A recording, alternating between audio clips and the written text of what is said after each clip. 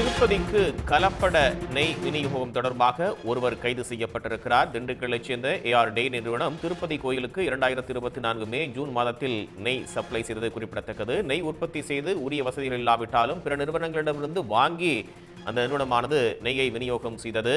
Uttarakhand polo Baba dairy நிறுவனத்திடம் நெய் பெற்று தேவஸ்தானத்திற்கு நெய் சப்ளை செய்யப்பட்டது. இந்த நிலையில் ஒருவர் கைது செய்யப்பட்டிருக்கிறார். கூடுதல் விவரங்களை வழங்குவதற்காக செய்தியாளர் ஜெயக்குமார் இணைகிறார். விவரங்கள் ஜெயக்குமார். பிரசாதங்கள் தயார் செய்யவும் மற்றும் பூஜைகளுக்காக 6 மாதங்களுக்கு ஒரு முறை 15,000 முதல் 20,000 டன் நெய் பயன்படுத்தப்படுகிறது.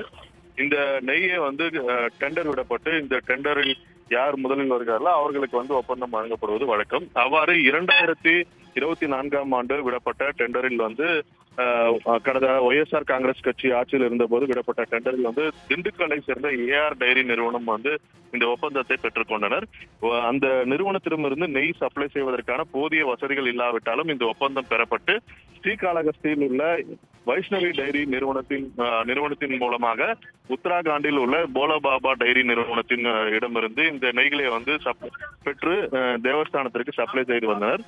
அதன் பிறகு ஆட்சி மாற்றம் ஏற்பட்டு சந்திரபாபு நாயுடு முதல்வராக பதவியேற்ற பிறகு ஈபோ செயல் அதிகாரியாக சியாமலா ராவ் நியமிக்கப்பட்டார். அவர் பதவியேற்ற பிறகு அந்த சப்ளை செய்யப்பட்ட நெய்யை கலப்படம் இருப்பது கண்டறியப்பட்டு அதனை ஆய்வகத்திற்கு அனுப்பப்பட்டது. இந்த ஆய்வக முடிவில் இந்த நெய்யில் மாட்டு கொழுப்பு மற்றும் பன்றி கொழுப்பு ரசாயனங்கள் கலந்த கலவையாக இருப்பதாக தெரிய வந்தது. இதனை அடுத்து இந்த விவகாரம் பெரும் சர்ச்சையை ஏற்படுத்திய நிலையில் ஆந்திர மாநில அரசு சிறப்பு விசாரணை குழுவை நியமனம் செய்தது.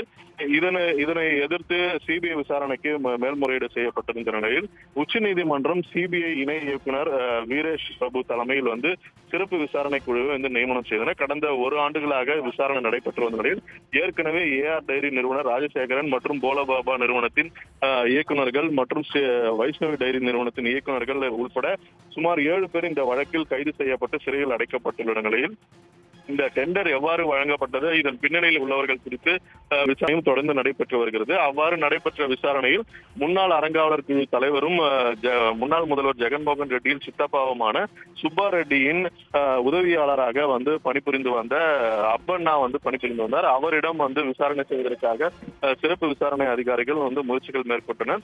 ஆனால் அவர் உயர்நீதிமன்றத்தில் மேல்முறையீடு, அதாவது தன்னை கைது செய்யாமல் வழக்கு தொடர்ந்த நிலையில் உயர்நீதிமன்றமும் அவரை கைது செய்யலாம் என்று உத்தரவிட்டது. இந்த நிலையில் நேற்று இரவு அப்பண்ணாவை சிறப்பு விசாரணை அதிகாரிகள் கைது செய்து நீதிமன்றத்தில் ஆஜர்படுத்தப்பட்டு 14 நாட்கள் நீதிமன்ற காவலில் வைக்க உத்தரவிட்டதை அடுத்து நெல்லூர் சிறையில் அடைக்கப்பட்டுள்ளார்.